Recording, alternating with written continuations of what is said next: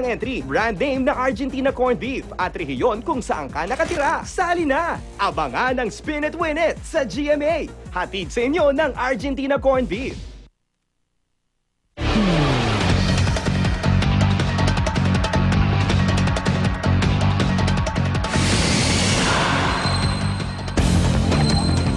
Matapos isa ilalim ang Iloilo sa state of calamity dahil sa dengue outbreak, Health Secretary Enrique Ona at grupo mula sa World Health Organization babiyahe po sa probinsya. Ayon kay Dr. Eric Tayag, Chief ng National Epidemiology Center ng DOH, nais ang kalihim na makita ng personal ang sitwasyon doon. Naalarma na raw ang DOH sa biglang pagtaas sa mga kaso ng dengue sa buong bansa. Sa datos ng kagawaran, tumaas po ng mahigit 65% ang mga na-dengue mula Enero hanggang Agosto ngayong taon kumpara sa parehong panahon noong 2009. Sa loob ng isang linggo, 8,000 bagong kaso ng dengue ang naitala. At kaugnay po ng balitang yan, makakasap natin live sa studio si Dr. Eric Tayag po, Chief ng National Epidemiology Center ng Department of Health. Dr. Tayag, good morning. Good morning, Igan. Kailan po itong personal na pagbiyahe ni Secretary Ona at ng mga taga-World Health Organization sa Iloilo? Dumating na po sila kahapon at ngayon nga po ay magtutungo sa... Ngayong araw? Ngayong araw po ay magtutungo sa Capiz ang team po ng World Health Organization. Okay, ba't tumaas ho ng ganito yung porsyento ng dengue case? Unang-una, Igan, ang mga kaso ng dengue ay inasahan talaga naming tumaas lalo na't nagumpisa naman ng pag-uulan at maalala nyo na nagumpisang taon ng El Nino at marami sa kababayan natin nagkaproblema sa tubig at sa pag-iipon po nila ng tubig, ito ang mga pinamugaran po ng lamok. Ano po yung tulong na maaaring ibigay po ng WHO at ng DOH sa mga biktima po ng dengue? Unang-una po, tinitingnan po nila ang lagay ng pagmamanman sa dengue sa lalawigan, sa bahaging yon ng ating bansa. Subalit gusto lang namin paalala na lahat po ng rehiyon, hindi lamang po ang Western Visayas ang may ganitong uri ng problema. Katunayan, dito sa Metro Manila ay pinaitingan na natin ng pagmamonitor sapagkat may nakakalat na kami, Igan, na mga ospital ay unti-unti nang napupuno. Kaya nga, pinagtitibay na may mga dengue express lanes sa mga ospital para sa ganun yung mga kababayan natin makaasa na matingnan na sila kagad at malaman po nila kung sila ay sa bahay lamang, mananatili o kaya kailangan na ng serbisyo sa ospital. Anong lugar sa Metro Manila medyo may banta po nitong dengue tinitingnan po natin maigi dito sa Quezon City. Dito, Quezon City? Igan, gusto lang naming dagdag na ang first line of defense po natin ay hanapin ang pinamumugaran po ng lamok. At ang pangalawa po ay maiwasan natin yung human-mosquito contact. Yun nga po, natutuwa kami, may mga ilang paaralan na mahabang manggas na pinasusuot sa mga mag-aaral. Pero hindi ito effective, itong video to, di ba?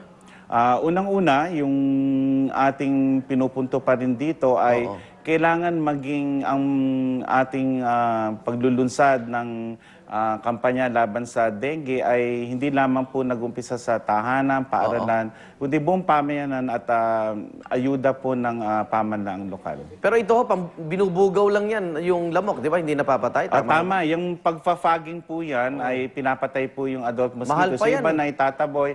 Sayang po ng pera, kaya natutuwa kami, may ibang pamahalang lokal ay hindi na po gumagawa niyan.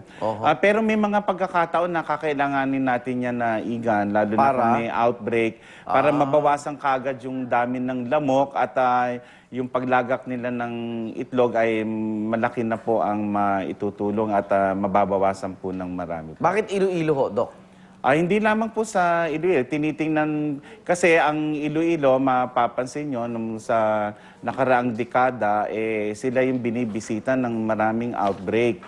So, nitong nakaraang 2 taon, medyo tahimik. So, tinitingnan natin ang mga bagay-bagay para malaman natin, magkaroon tayo ng mas mabuting kaalaman kung ano po ang nangyari sa mga lugar sa Western Visayas po. Maraming salamat po, Doc. Ingat. Maraming salamat din, Igan. Dr. Eric Tayag po, ang Chief ng National Epidemiology Center ng Department of Health. Samantala, mga local official ng Eastern Samar sumadya sa tanggapan ng PDEA para po voluntaryong sumailalim naman sa drug testing. Pagpapakita raw ito ng suporta sa kampanya laban sa illegal na droga. Darito ang report ni Marisol Abduraman.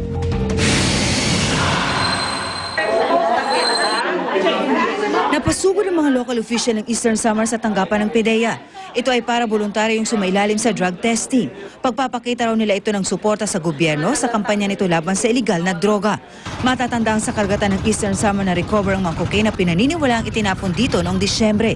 Tinawag itong Eastern Samar cocaine. Hindi po kami magtotolerate ito, hindi kami gagamit, hindi kami magtatago. Nitong mga nakaraang buwan, ilang taga Eastern Samar ang nahulihang may cocaine. Wala po tayong magagawa dyan dahil ang batas po ay napakahigpit dito sa illegal drugs. Kaya paulit-ulit daw ang kanilang panawagan sa kanilang mga kababayan na hanggang ngayon daw ay may itinatago pa rin mga cocaine. Ayon naman sa PDEA, walang dapat ikatakot kung voluntaryong isusuko ang droga. Maliban sa walang pananagutan sa batas, may reward pa na naghihintay, 1 sakong bigas at 1,000 piso. Yan, kung patuloy nyo pong itatago yan at kayo'y nahuli sa pamamagitan ng search warrant o kaya naituro kayo ng medyo kapitbahay ninyo, ayan, pag na-applyan po natin ng search warrant yan, ibang kwento na yan. Ayon sa PDEA, mahigit 500 kilong cocaine pa lamang ang kanilang nare-recover. 1/4 pa lamang daw ito kung tutusin sa 2 toneladang cocaine na pinaniniwalang inanod sa karagatan ng probinsya. Umaasa naman ng PDEA na isusurrender sa mga otoridad ang mga nawawala pang Eastern Samar cocaine. Para sa unang balita, Marisol Abduraman. Report.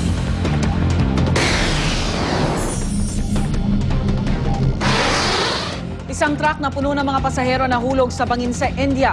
38 ang patay habang 37 iba pa ang sugatan. 8 sa mga nasaktan ang nasa kritikal na kondisyon. Inaalam pa ng mga otoridad ang dahilan ng aksidente. Problema ng mga taga roon ang hindi maayos na kalsada at kakulangan sa mga pampasaherong sasakyan.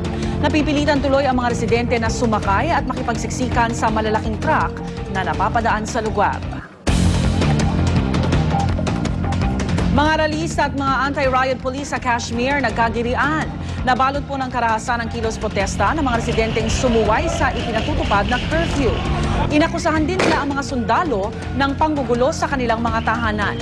At dahil sa kaguluhan, napilitan ng mga anti-riot police na mag-warning shot at gumamit ng tear gas para itaboy ang mga ralista. 2 bagong silang na white lion sa isang zoo sa Serbia ipinakita sa publiko. Ipinanganak ang baby lions noong August 12. May isa pang kapatid ang dalawa pero namatay ito. Sa kasalukuyan, meron na ngayong 7 white lions sa naturang zoo. Sadyang pambihira ang species ng leon na ito na nanggaling pa sa South Africa. Sa kasalukuyan, meron na lamang 200 white lions sa buong mundo. 2 bago ng tren nahulog sa ilog matapos dumaan sa isang nasirang tulay sa China. Sa kabutihang palad, wala namang nasaktan sa mga pasahero ng tren. Lahat sila nakatakas bago pa man mahulog ang mga bagon. Bumigay ang isang bahagi ng tulay sa gitna ng matinding ulan nitong mga nakaraang linggo. Bilyong-bilyong dolyar na ang halaga ng mga napinsalang infrastruktura dahil sa masamang panahon